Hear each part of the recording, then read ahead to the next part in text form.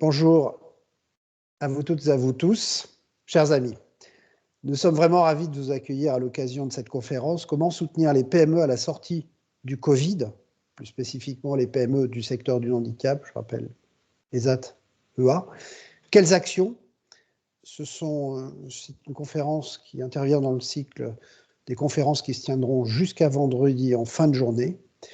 Peut-être me présenter, je suis Joseph Ramos, je dirigeant de l'ECO depuis sa création. Je fais partie de l'équipe Handi Achat, événement co-organisé avec notre partenaire Groupe Talent Handicap. Je salue ici Redouane Benani, son dirigeant, qui doit sûrement être derrière cet écran.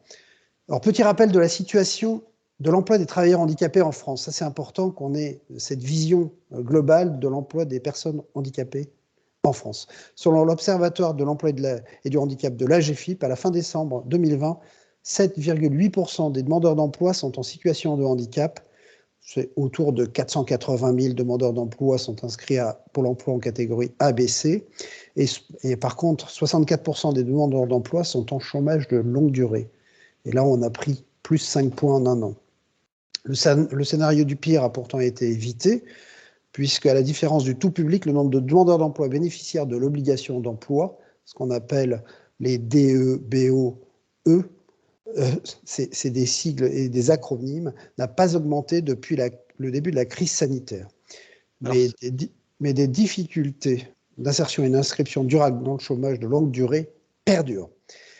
La crise du Covid a impacté directement les ESAT, les entreprises adaptées et les travailleurs indépendants handicapés qui ont vu, pour certains, leur activité baisser considérablement. J'ai eu l'occasion d'avoir un certain nombre de dirigeants. Pour certains, c'est moins 40% du chiffre d'affaires. Votre entreprise rencontre des difficultés depuis la crise sanitaire, point d'interrogation. Quelles aides ont-elles été apportées pendant ces 2 longues années? Sur quel type d'aide nous appuyer demain? Alors, un postulat, acheter, c'est recruter.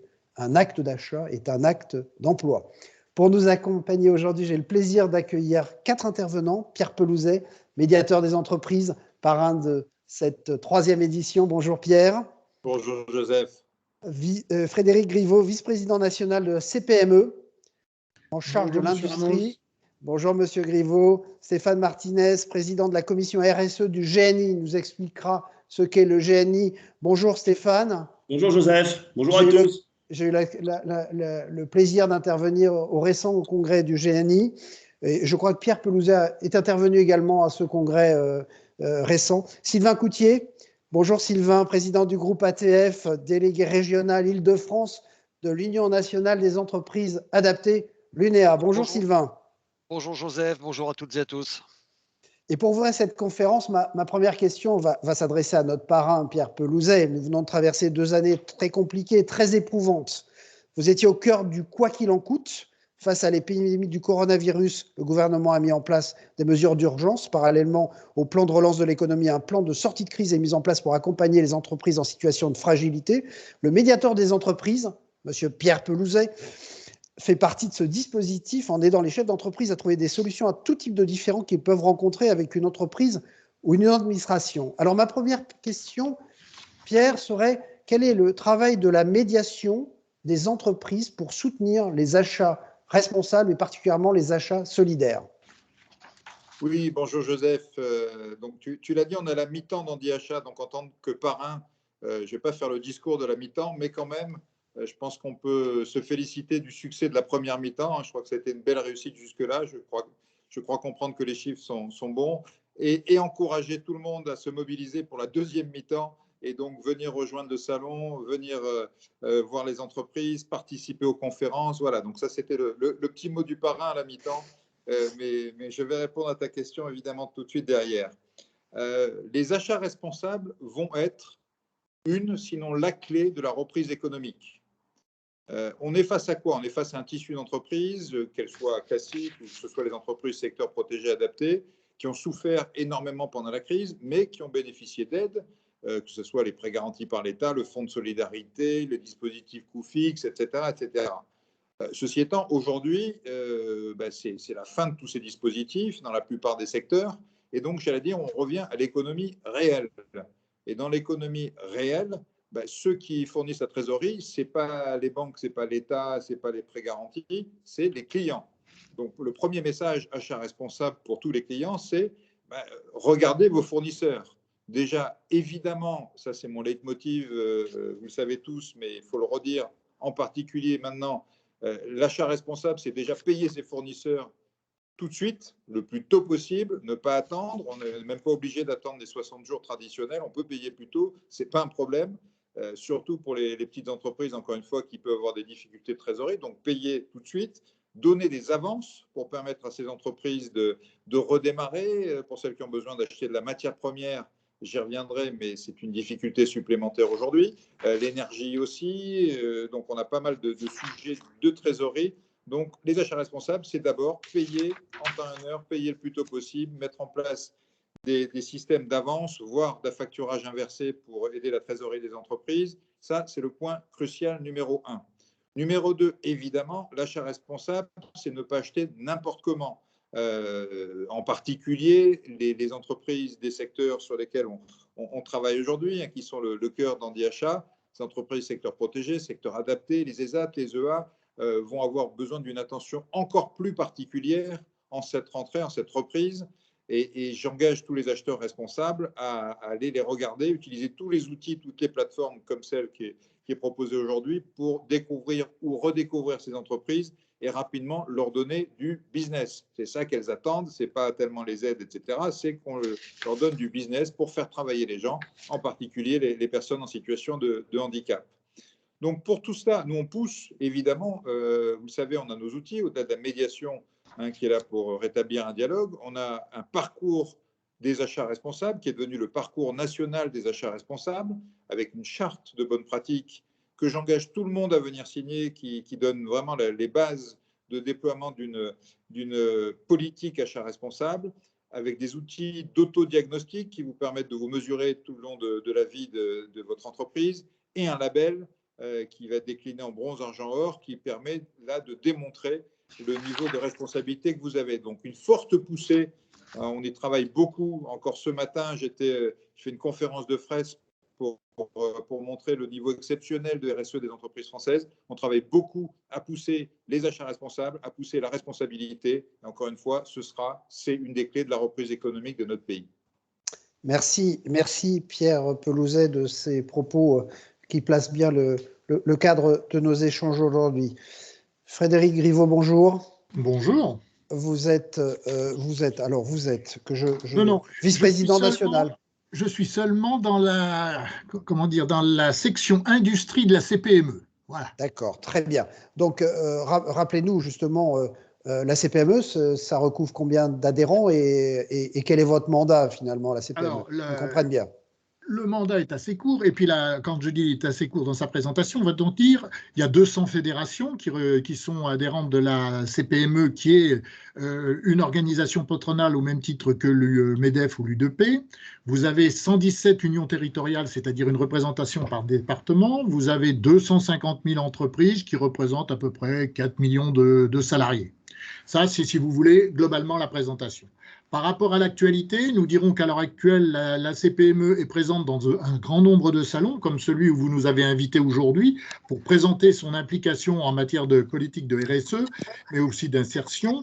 Nous sommes présents dans l'ensemble des réunions ministérielles eu égard à la crise actuellement. Donc, chaque fois que nous pouvons faire valoir les difficultés de nos PME, nous le faisons à l'heure actuelle. Et dans les prochains jours, permettez-moi ce petit clin d'œil de publicité, Impact PME se tiendra au carreau du Temple le 15 décembre 2021. Voilà grosso modo l'actualité. Sur l'organisation, nous avons 4 grandes sections qui sont l'industrie, le commerce, l'artisanat et les services. Et puis nous avons des commissions. La commission inclusion, qui est présidée par Madame Dominique Dupaty, qui me donne donc l'occasion de m'exprimer devant vous. Une commission de numérique et une commission internationale. Et puis enfin, pour moi, puisque vous me posiez la question ce que j'étais, j'exerce un certain nombre de fonctions, celles au sein de la section industrie. Ensuite, j'ai le plaisir de travailler à longueur d'année auprès de Pierre Pelouzet au comité d'évaluation du label RFAR. Donc autant vous dire que nous sommes, je dirais, impliqués dans cette démarche de responsabilité de fournisseurs et achats responsables, et nous en reparlerons. Je suis administrateur de l'UGAP. Donc là aussi, vous verrez, le trésorier de la Fédération du cartonnage et membre de la Commission nationale de déontologie et alerte en santé et environnement, ce qui est particulièrement passionnant aussi, et ancien membre du Conseil économique et social. Donc vous voyez, j'ai une vie bien remplie en matière, je dirais, d'implication de la défense des entreprises, PME, TPE en particulier, souvent je le reconnais industriel, mais fervent défenseur aussi de la notion d'insertion, en particulier du handicap, mais on en reparle dans quelques minutes.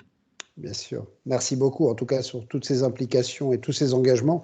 Et c'est vrai que merci de pouvoir encore prendre le temps de participer à HandiAchat avec votre agenda. Nous venons d'entendre Pierre Pelouzet, toutes les aides qui ont été mises en œuvre par les pouvoirs publics dans le quoi qu'il en coûte. Je crois qu'il me souvenir, et je pense qu'on a échangé dessus, qu'il n'y avait pas forcément de guichet unique au service des TPE, des PME. Cette crise a dû, de fait, largement vous mobiliser. Dites-nous comment vous avez vécu ces 2 dernières années. Je le disais, je le rappelais, elles étaient éprouvantes. Et finalement, quels sont les grands axes d'action de la CPME pour les PME et pour les TPE? Si nous sommes dans le constat de la situation aujourd'hui, vous avez à peu près 34% des entreprises qui actuellement craignent une dégradation, 41% qui voient leur activité, je dirais un peu, dans un semestre identique au précédent, 33% d'entre elles rencontrent des difficultés. Actuellement, je suis à ma fédération du cartonnage. Tenez-vous bien, il faut pour certaines matières 5 mois de délai pour pouvoir les avoir, donc ce qui met en péril un certain nombre d'entreprises. Vous avez les hausses de prix de matières premières et d'énergie qui ont impacté plus de 60% des entreprises. Et puis vous avez un point hyper important, c'est la problématique de l'endettement, où là, en fonction des activités des entreprises, on constate que les craintes commencent à survenir si en particulier il y avait une inversion d'activité, ce que j'ai pu constater ce matin pendant ma première partie de réunion du bureau de la Fédération du cartonnage. Alors les soutiens, M. Pelouzet les a un petit peu rappelés, mais ils ont été d'une façon exemplaire pour l'ensemble des entreprises, avec une inquiétude, c'est que pour un certain nombre d'entre elles, elles ont eu une difficulté à les mettre en route. Il y en avait certains qui étaient automatiques, mais il y en avait d'autres où il y avait ce que j'appellerais de l'instruction à avoir, et nous avons eu énormément de difficultés à descendre vers nos entreprises pour qu'elles trouvent systématiquement l'interlocuteur qui était nécessaire. Alors c'est vrai qu'il ne faut pas généraliser, mais c'était quand même l'écueil de la complexité dans un certain nombre de cas et du bon guichet. Par ailleurs, nous avons eu aussi un certain nombre d'entreprises qui étaient peut-être un peu malades, mais avant le Covid, et qui ont pensé pouvoir, au travers de l'ensemble de ces aides, trouver les solutions. Malheureusement, et je me permets de reprendre le propos du président de la BPI, tous les canards boiteux ne peuvent pas être secourus dans les temps qui courent. Alors, vous m'avez posé la question, qu'est-ce que nous avons fait? Je reviens à vos propos, M. Ramos, tout à l'heure. Il y a une approche qui peut être macroéconomique, qui consiste à dire on va, chef d'entreprise, trouver des niches de produits, on va faire connaître nos savoir-faire, parce que là, au titre de nos PME, TPE, il y a des savoir-faire que nous devrions faire mieux connaître. Et puis, il y a surtout cette innovation et cette recherche, et elle s'implique à partir de ce moment-là, en particulier dans la notion d'achat responsable.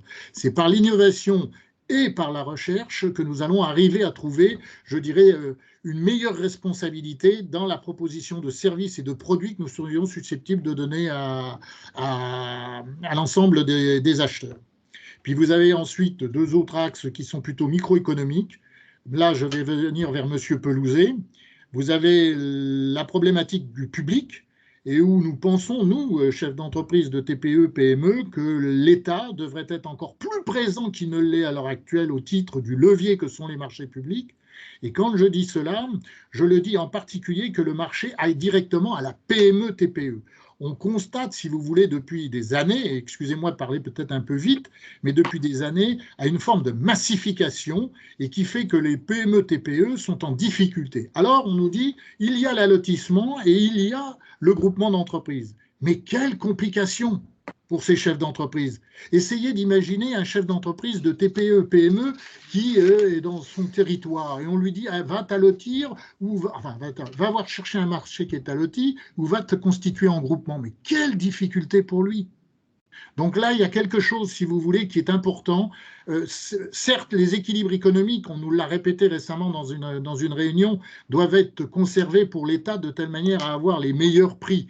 Mais est-ce que ces meilleurs prix sont toujours bien pensés ? Je pense par exemple à une réflexion. Si demain matin, quand on a un appel d'offres, votre prix, il est seulement considéré par rapport à son prix, mais où sont les efforts d'insertion en matière environnementale, en matière d'insertion, en matière de handicap, qui sont parfois pris et très souvent pris par les TPE, PME, mais qui ont un coût. Et donc, par conséquent, ce coût, on est obligé de le faire apparaître. Et à partir de ce moment-là, il est vrai que le prix devrait être, je dirais, beaucoup plus pondéré qu'il ne l'est à l'heure actuelle, tel que nous le ressentons au sein de nos entreprises. Voilà un petit peu le...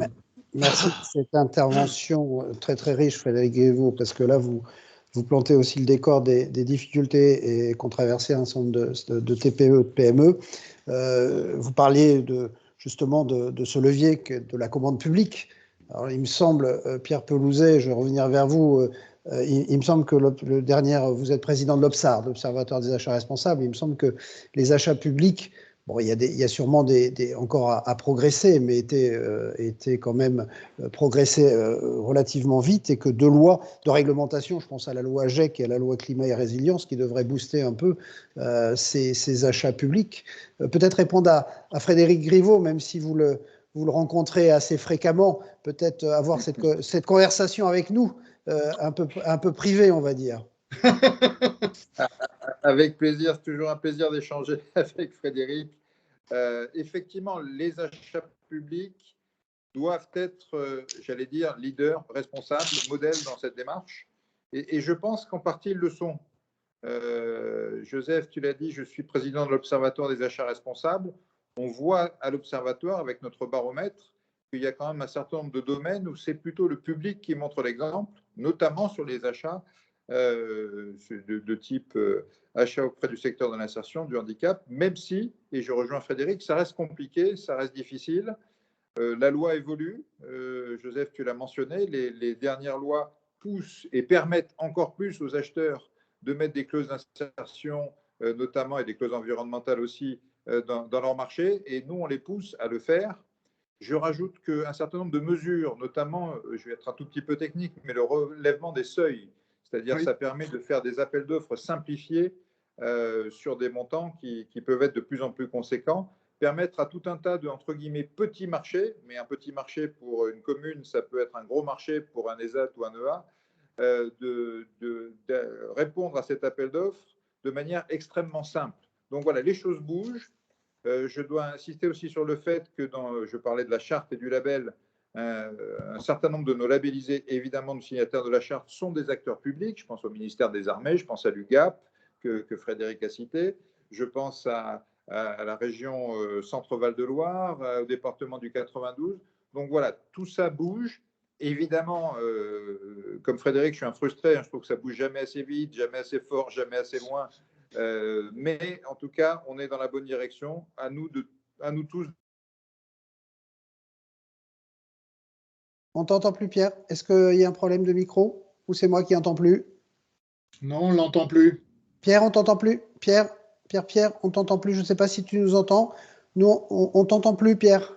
Est-ce que je vous entends bien? Il y a un problème de connexion, Pierre. Pierre, tu as un problème de connexion? Je vous entends très bien, moi. Oui, alors, on n'a pas entendu la fin de ton intervention.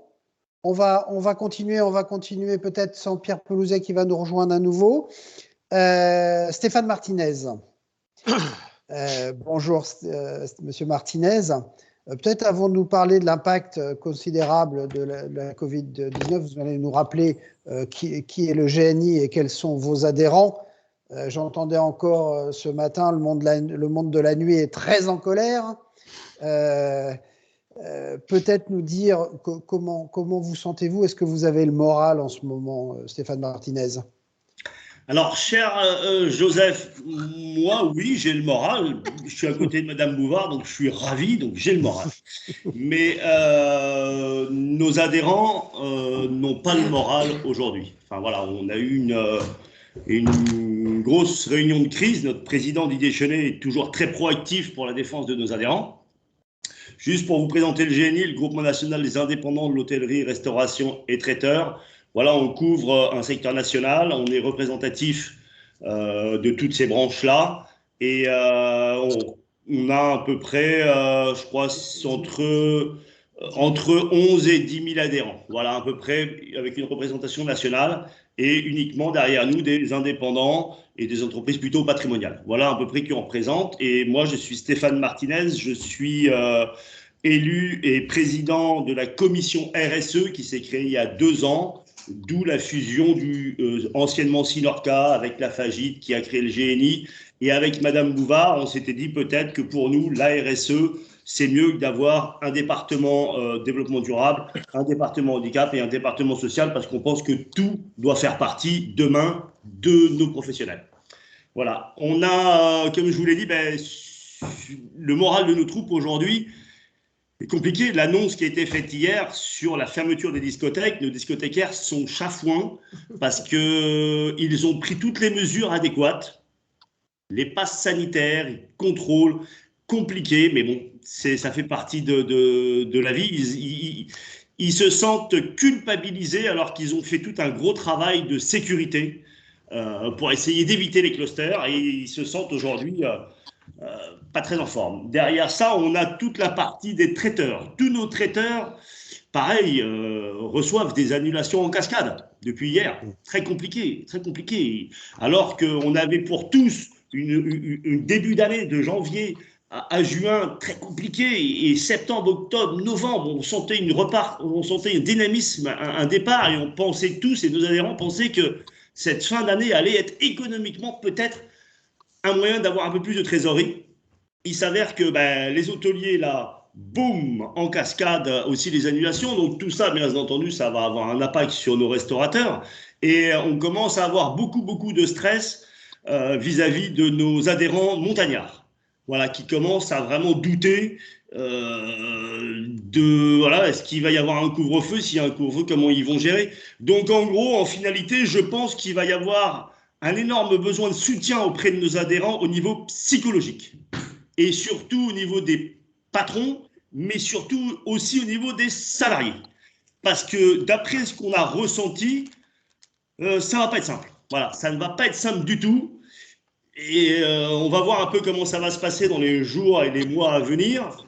Mais cette fin de saison était un moyen pour tous nos adhérents quand même d'essayer de remettre en place tout un dynamisme qui avait été mis par rapport à l'accueil, à la restauration, au tourisme durable. On essayait vraiment d'enclencher, même nous, au niveau de la RSE, quand on a le congrès, le but était la reconquête. On sent que derrière, il y a une envie de la part de nos adhérents d'aller vers des achats responsables, d'aller vers des économies d'énergie, d'aller vers une ouverture sur le monde des handicapés. Mais voilà, et c'est très compliqué pour nous, avec Madame Bouvard, dans cette commission, dans ces moments-là, d'essayer d'amener à nos professionnels des engagements sociaux, des achats responsables, on y va avec des points, on essaye d'amener un peu de beauté, mais c'est très compliqué, cher Joseph, en ce moment. Voilà. Oui, je comprends bien. Alors Pierre, je reviendrai vers toi, Pierre. On a continué le temps que tu te reconnectes. Est-ce qu'on entend ta voix, le son de ta voix déjà? J'espère. Moi, je vous entendais très bien. C'est frustrant d'ailleurs quand c'est comme ça. Très bien. Je vais revenir vers toi juste après, là, juste par rapport à ce que disait Stéphane Martinez. C'est vrai que là, je le rappelais, le monde de la nuit est très en colère. Et c'est vrai que pour participer à votre congrès Reconquête, on avait l'impression que tout redémarrait depuis septembre. On commençait à avoir du présentiel, il y avait des manifestations qui commençaient à s'organiser, du traiteur. Et là, comme vous dites, tout le monde est chafouin parce que on n'a pas de lisibilité devant nous, on n'a aucune visibilité. En plus, vous gérez un syndicat qui accompagne, on l'a dit, les discothèques, je ne sais pas comment on les appelle, les gérants de discothèques, les hôteliers, les restaurateurs, et c'est vrai que les traiteurs, organisateurs de réception, et aujourd'hui, en plus, il y a des lignes aériennes qui ferment, le tourisme, vous parlez de la neige, du ski. Donc, je comprends que ça doit être difficile et inscrire la question de l'achat responsable, je comprends que c'est une question qui n'est pas forcément une problématique pour vos adhérents tout de suite. La préoccupation, elle doit être vraiment de l'activité, j'imagine. Pierre Pelouzet, est-ce qu'on s'attendait un peu à ça, on ne s'attendait pas à ce retournement? Alors j'imagine qu'au niveau des ministères, au niveau de Bercy, au niveau de l'État, c'est une vraie préoccupation, puisqu'on disait le quoi qu'il en coûte va s'arrêter. Et tout le monde était reparti, et tout le monde met de l'énergie, tout le monde va chercher du chiffre d'affaires, du business, et se remobilise avec les mesures barrières. On fait attention, et les discothécaires encore plus, puisque eux faisaient très très attention. On sait que le monde de la nuit, il y a beaucoup de proximité, et sans masque, donc c'est vrai que comment là aujourd'hui, comment vous ressentez, vous, au niveau de Bercy, ce soubresaut, je ne sais pas comment l'appeler, mais en tout cas, là, c'est vraiment une catastrophe, j'imagine. On imagine bien, et vous le savez, le degré d'attention énorme qui est porté par Bercy, mais j'allais dire par l'ensemble des ministères, sur la situation, son évolution, comment accompagner les entreprises. Au niveau de la médiation, c'est vrai qu'on est un peu dans une période paradoxale. On a à la fois ceux qui redécollent très fortement, mais alors avec des problèmes particuliers de redécollage, puisqu'on a une tension énorme sur les matières premières, sur les composants électroniques, voire même sur l'emploi.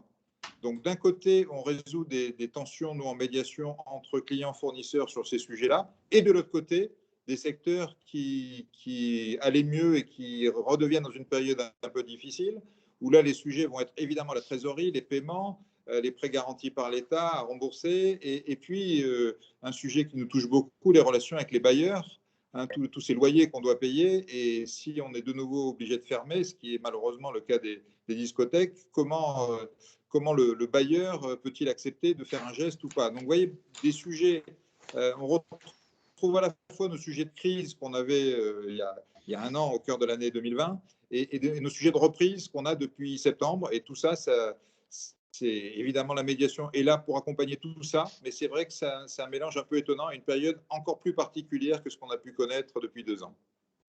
Merci Pierre Pelouzet de ces réactions à vif.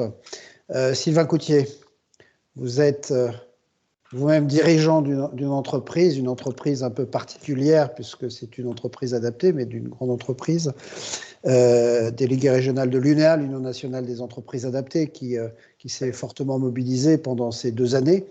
D'abord, comment allez-vous et comment se trouve la santé de vos salariés, Sylvain? La première question. On est toujours dans une forme d'incertitude. Pour ce qui nous concerne, on n'a pas été les plus impactés, hein. Il y a des secteurs d'activité, notamment dans le monde du handicap. Je pense notamment à l'événementiel, à la communication, donc qui sont des secteurs qui ont été très lourdement impactés, ce qui n'est pas notre cas. Mais je ne veux pas me consacrer, enfin, je ne veux pas évoquer mon cas personnel, c'est plutôt le cas du secteur du handicap. En reprenant peut-être quelques points qui ont été évoqués par les intervenants précédents, déjà apporter un petit correctif. Alors, indépendamment des problèmes de 5e vague que l'on rencontre actuellement, il y avait effectivement une dynamique économique et une reprise économique qui s'était amorcée avec une réduction importante du chômage. Et par rapport aux chiffres que tu as annoncés qui datent de 2020, ils étaient exacts à fin 2020, mais il y a une donnée importante qui est intervenue depuis, c'est que le chômage a considérablement baissé sur l'ensemble du territoire pour tous les publics, sauf pour les personnes en situation de handicap. Et par rapport aux chiffres, Joseph, que tu évoquais tout à l'heure, où on était aux alentours, je crois, tu as annoncé 7,9% sur le monde du handicap. À fin juin, il est passé à 8,3%. C'est-à-dire que le chômage baisse, sauf pour les personnes en situation de handicap où il augmente. Donc c'est une vraie problématique. Pour 2 raisons, c'est que effectivement, il y a un effet, il y a eu un accompagnement très très fort qui a été souligné tout à l'heure par M. Griveaux et qui est vrai, qui s'est fait notamment par le soutien du PGE, qui a été vital pour un certain nombre d'entreprises.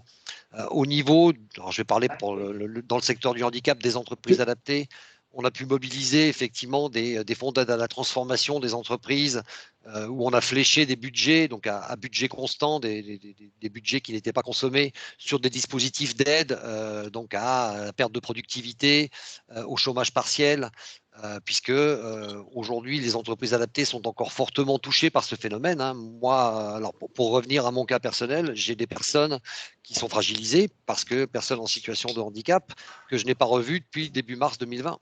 Donc, je ne sais pas quand je vais les récupérer, et deux, dans quel état je vais les récupérer, parce qu'après, il y a les problématiques liées à l'isolement et à l'accompagnement de ces personnes-là, dont pour certaines, on n'a aucune nouvelle. Donc tout ça aujourd'hui s'est traduit finalement plutôt sur l'année 2021 avec cette augmentation du chômage. Et aujourd'hui, on est confronté à des entreprises qui cherchent à recruter, dont les entreprises adaptées, et à une pénurie de main-d'œuvre sur le marché. C'est-à-dire que le chômage augmente, mais ce n'est pas propre au handicap, et il y a des difficultés de recrutement qui sont communes à toutes les entreprises, entreprises du handicap ou pas. On a cette problématique de handicap. Donc ça pose un problème de fond de toute façon, mais qu'on ne va pas résoudre aujourd'hui, qui je pense est l'adéquation entre l'offre et la demande et les problèmes liés à la formation. Maintenant, pour reprendre tous les dispositifs qu'il y a aujourd'hui, je vais corroborer ce qui a déjà été dit. Hein. Aujourd'hui, il y a des dispositifs, notamment auprès des collectivités territoriales, au travers de la loi AGEC, mais qui fera l'objet d'un autre webinaire en achat demain, je crois, à laquelle je participe également avec la direction des achats de l'État, entre autres. Mais de toute façon, le nerf de la guerre, et ça a été souligné par Pierre, c'est de toute façon de donner du boulot aux entreprises. Quoi. Donc, alors, si possible, effectivement, par certains marchés protégés, avec des clauses sociales. J'ai entendu parler par M. Martinez de beaucoup de RSE. Voilà. En ce moment, il y a un alignement de planète, je trouve, sur la RSE. On parle beaucoup de transition écologique, on parle beaucoup d'impact social. C'est le moment de transcrire tout ça, finalement, dans l'instruction des appels d'offres, que ce soit des appels d'offres privés ou des appels d'offres publics, voilà, de favoriser les entreprises vertueuses, les entreprises qui sont inscrites dans la transition écologique. Et voilà. Et à partir du moment où, comme tout chef d'entreprise, à partir du moment où on a des marchés, pour délivrer ces marchés, on a besoin de recruter. Enfin, ça pérennise nos emplois, et deux, ça nous permet également d'en créer. Donc, voilà, c'est remettre cette dynamique et puis vraiment s'inscrire dans cette démarche RSE au sens large. Et alors qu'on sait très bien également, je me félicite quand des entreprises mettent des clauses RSE, quand bien même on peut des fois se poser la question de la légitimité et de l'affichage, mais peu importe, à partir du moment où il y a ces clauses-là, de toute façon, nous on y répond et ça nous fait bosser et ça nous fait créer de l'emploi. Quelles que soient les raisons qui poussent les entreprises à le faire, ce qui est important, c'est de le faire. Pour moi, ça c'est le message le plus important. Et encore une fois, on peut mettre tous les dispositifs que l'on veut. Le quoi qu'il en coûte, on a bien compris que c'était terminé. Aujourd'hui, ce qu'il faut, c'est dynamiser l'économie et favoriser les circuits courts. Enfin voilà, on a vu la problématique qu'il y avait à avoir externalisé notre industrie. Donc on a vu les problèmes que ça pouvait poser.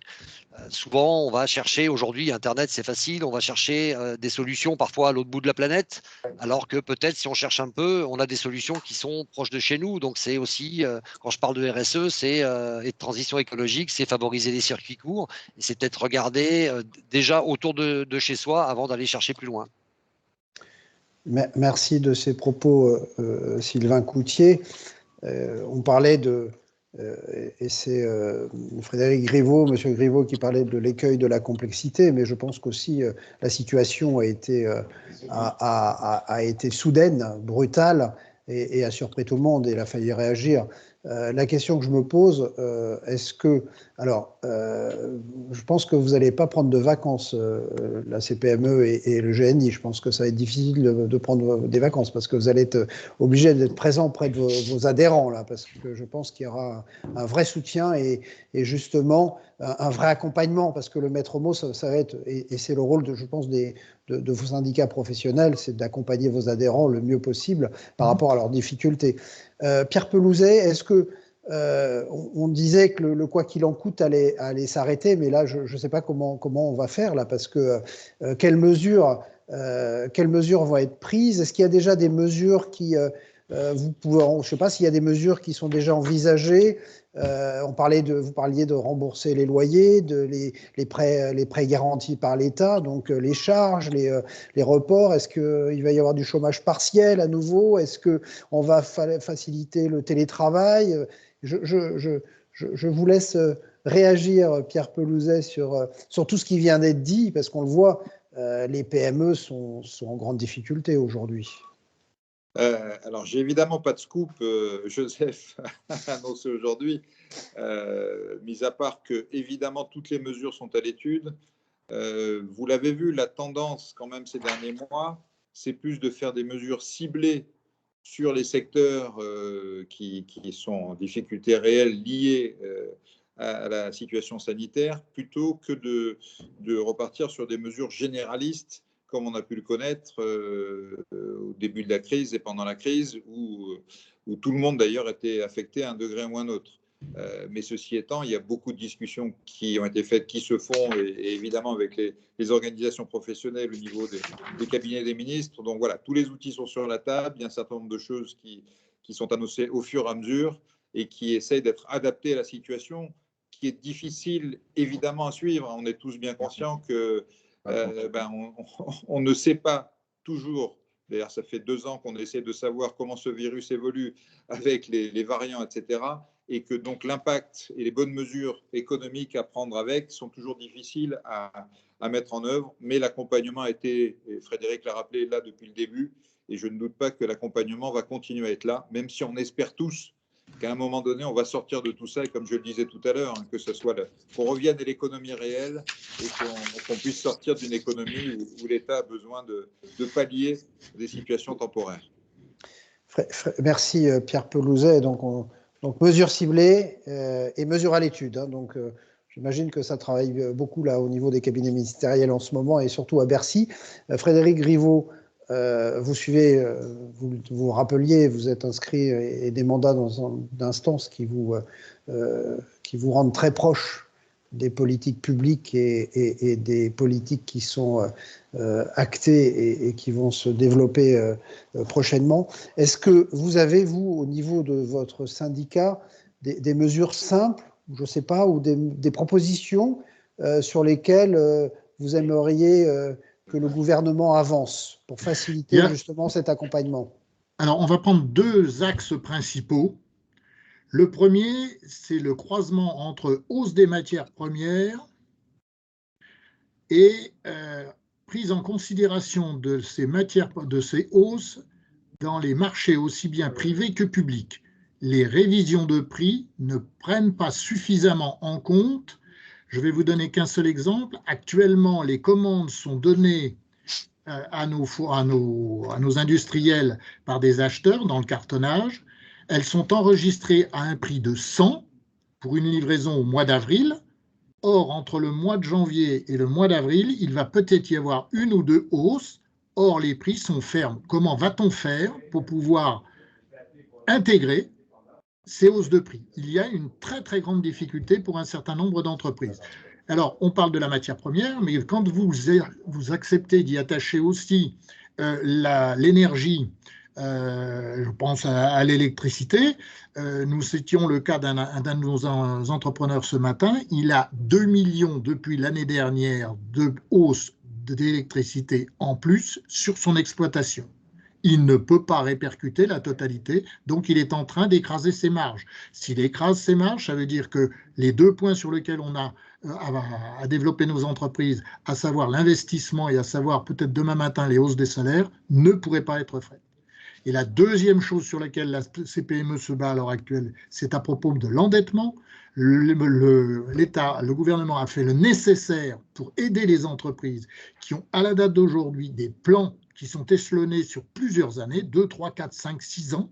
Or, la crise revenant, on constate déjà une baisse d'activité. Pour certains, ils n'ont plus d'activité du tout. On pensait tout à l'heure à l'ensemble des traiteurs ou des établissements de nuit. Ils vont se retrouver donc à être aidés. Ils vont avoir un surendettement.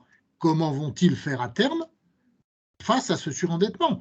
Il ne faut quand même pas oublier que quand vous avez un endettement, vous devez le rembourser et que le remboursement, il est lié à votre marge. Si par malheur, votre marge vient à diminuer, ce qui est le cas pour un certain nombre, et qu'en plus de ça, votre endettement augmente, de toute façon, à un moment donné, le croisement veut dire cessation.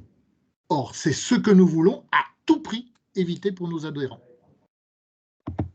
Et si vous m'autorisiez une toute petite remarque, s'il vous plaît, monsieur, parce qu'avec Pierre Pelouzet, nous nous battons sur un sujet depuis de très nombreuses années, c'est-à-dire la sous-traitance. J'ai le plaisir d'être au comité d'évaluation et d'agréer des entreprises au label parmi les plus belles qui existent en France. Oui, elles sont agréées. Vous avez des PME qui sont dans une logique de RSE au même titre qu'eux. Mais quand elles ont eu le marché, ces très grandes entreprises, elles travaillent en sous-traitance. Et le problème de la sous-traitance, c'est que l'application de la RSE est excessivement difficile, puisqu'à partir du moment où vous êtes sous-traitant, la première chose qui vous est demandée, c'est le prix le plus bas. Et comme M. Ramos le disait tout à l'heure, quand est-ce que nous aurons d'une façon formelle dans les textes le fait que la RSE est prise en considération dans une bonne valeur du prix de celui qui est le sous-traitant. Ça, c'est quelque chose d'excessivement important. Parce que sinon, je vais vous citer un cas, vous avez l'entreprise de bâtiment, il y a une démarche RSE qui est celle du recyclage de l'ensemble des matériaux. Alors, on peut se poser de démolition. On peut se poser la question, pourquoi y a-t-il tant de décharges sauvages? Parce que les entreprises qui sont dans cette logique-là n'ont pas les moyens de payer la décharge normale, donc ils se débrouillent de telle manière, je ne les approuve pas. Mais je dis, ben oui, il n'a pas la possibilité de pouvoir payer le réel prix de la mise en décharge de ces produits. Je vous donne cet exemple parmi d'autres. Alors, je me permets de intervenir sur ce sujet-là parce que j'y suis extrêmement sensible. Moi, je fais réaliser des travaux. Généralement, le prestataire, l'artisan ou l'entreprise qui évacue des déchets me fait payer la mise en décharge. Et je n'ai pas de problème avec ça. Le problème, c'est que généralement, ils font payer la mise en décharge. Et effectivement, la décharge sauvage, forcément, c'est du bénéfice net où il y a certains propriétaires de terrain, effectivement, qui font payer moins cher que le coût d'une décharge. Mais ça, c'est un autre sujet. Est-ce qu'il n'y a pas moyen de mener des actions auprès des pouvoirs publics pour qu'on puisse payer le juste prix à cet artisan ou à cette entreprise pour une mise en décharge à partir du moment où on paye, où elle produit la justification d'une mise en décharge? Parce que je comprends effectivement que ça soit une problématique. Je suis loin d'approuver le procédé, mais il y a un prix à payer. Moi, je suis prêt à le payer, mais effectivement, moi, je paye ce prix-là et finalement, je me fais enrhumer par l'artisan ou par l'entreprise parce qu'elle me fait payer moi, mais elle le réalise pas derrière. Après, encore une fois, c'est une question d'harmonisation. Il y a peut-être des combats à mener pour essayer d'harmoniser ça parce qu'effectivement, ça a un impact catastrophique sur l'environnement et qui plus est, ça ne véhicule pas une bonne image de l'entrepreneuriat d'une manière générale. Voilà. C'est pas le sujet d'aujourd'hui. Je reviendrai vers toi, Sylvain Coutier. Non, et sur les problématiques, je regarde en même temps, je suis affolé, je regarde l'heure, il est 11h50. Est-ce que nous avons la même heure? Excusez-nous, oui. Joseph, mais si on peut être aussi avec. Je vais vous donner la main. Si ça nous intéresserait d'apporter notre soutien et notre toit. Alors, Stéphane Martinez, justement, par rapport à ce que vient de dire Frédéric Griveau, qui disait une proposition très claire sur la prise en considération de la hausse des matières premières, ça c'est du concret. La question de l'endettement, là c'est une question, c'est comment ça va être pris en charge, c'est une vraie interrogation et prise en considération du prix dans les actions menées en direction de la RSE, ça c'est encore une autre proposition. Comment vous réagissez, Stéphane Martinez? Est-ce que vous-même, Jenny, vous avez aujourd'hui des propositions pour aider vos adhérents? Alors, je ne sais pas si vous pouvez avoir une répartition en fonction des secteurs, si les problématiques sont peut-être différentes d'un secteur à l'autre, même de vos adhérents. Et par rapport à ce qu'expliquait Frédéric Griveau, est-ce que vous-même, vous avez déjà en tête des propositions que vous pourriez faire au pouvoir public pour faire avancer la cause de vos adhérents? Alors, on a essayé, bien entendu, je vais parler juste un petit exemple sur un domaine où on maîtrise la valorisation des restes alimentaires. On a énormément, aujourd'hui, je vais prendre Paris, parce qu'on a aussi d'autres adhérents au niveau national qui sont engagés, qu'ils soient traiteurs, hôteliers avec des restaurants ou restaurateurs. Mais je prends l'exemple comme Paris, on a énormément d'adhérents qui sont en accord avec la réglementation au niveau de la mise en place de la valorisation de ces restes alimentaires. Maintenant, ils les mettent dans une poubelle dédiée. Derrière, ça fait du gaz, du méthane et ça crée des nouveaux emplois dans cette filière. Ils le savent puisqu'on porte cette mission depuis 2014. On a expliqué à la ville de Paris que ces adhérents-là, qui sont gros producteurs, concernés par la loi, il y a une loi qui leur impose d'eux, que sont en accord avec la loi. Mais dans la rue, ce sont les seuls qui le font. Ils sont engagés aussi derrière dans plein d'actions, ils travaillent les produits de saison. Bref, ce sont des bons éléments qui derrière ne sont pas mis en valeur. Et à côté de ça, il y a un autre professionnel, qui sont aussi nos adhérents certainement, qui lui, il s'en fout, il fait rien. Parce que le tri des restes alimentaires, ça coûte trop cher. Parce que acheter des produits de saison, c'est compliqué. Et j'en ai qui sont tout préparés, qui arrivent direct. Vous voyez, comment mettre en avant aujourd'hui les vrais bons acteurs du changement? Enfin, moi, je me bats pour ces acteurs-là et j'essaye de leur apporter toute notre force qu'on peut, aussi bien les hôteliers, les traiteurs, les discothécaires, parce que les discothécaires, on travaille sur la RSE avec eux. Ils sont fermés aujourd'hui, mais demain, ces acteurs-là sont, pour nous, le moyen de faire passer des messages aux jeunes de demain, tout en faisant pop-up le soir. Il y a quand même des moyens et des leviers d'action. Et ce qui m'ennuie, c'est que, d'une, les élus, ils ne nous soutiennent pas. Quand on leur dit, voilà, il y a un hôtelier qui s'engage dans une démarche de Greenpeace, c'est-à-dire c'est la clé verte, mais plutôt un peu de loi sur les labels au GNI, donc qui s'engage en plein de labels et qui voit qu'à côté, il n'y a rien qui est mis en avant par ni la ville, ni quoi que ce soit. Je pense qu'on va laisser un petit peu le temps passer. J'aime pas parler comme ça, mais je pense qu'on doit avoir des mesures qui doivent être simples, mais radicales. Voilà. J'y vais avec des pincettes, hein, mais très peu de mesures radicales qu'on puisse montrer l'efficacité de l'engagement de demain sur la transition. Voilà ce qu'on aimerait bien essayer d'apporter. Si je peux juste oui, pour compléter. Oui, Rachel. Oui, Rachel Bouvard du GNI. Voilà. De la mission handicap je note aussi, parce que M. Poulouzet, je crois qu'il connaît bien ma collègue Émilie Bonneau qui est dans l'Assemblée. Voilà. Oui, juste pour compléter les propos de Stéphane, en matière de RSE, pour le coup, il y a effectivement ce que vient d'affirmer Stéphane. Après, au quotidien, là j'entends parler à nouveau, il y a un label sur les achats responsables qui est en cours. Ce qu'on constate, c'est qu'il y a énormément de labels environnementaux, RSE qui existent, qui sont sur la place du marché aujourd'hui. Sur les TPE, PME, puisque quand même, il faut le rappeler, 80% de nos adhérents sont quand même des entreprises qui ont moins de 20 salariés, donc on est vraiment sur de la TPE. On en a de plus en plus qui souhaitent s'inscrire dans une démarche, alors qui commencent par quelques actions et qui vont progressivement et qui montent en qualité et en charge par rapport à cette démarche RSE. Mais dans sa globalité, nous, le discours que l'on a aujourd'hui, c'est vraiment celui-ci, c'est-à-dire c'est pas que l'environnement. Voilà. Il y a l'environnement qui est un gros chapitre et dans nos établissements, il y a énormément de choses à ce sujet-là, la gestion de l'énergie, la gestion de l'eau, les marchés locaux, j'en passe et des meilleurs, mais on veut vraiment, et c'est pour ça qu'on a intégré la mission handicap dans ce département, c'est aussi d'agir sur le volet social. Alors, le volet social, c'est très vaste aussi. Il y a tout ce qui est de l'ordre du droit du travail, et ça, c'est pas nous qui le gérons, c'est un autre département, mes collègues, le département social qui le gère.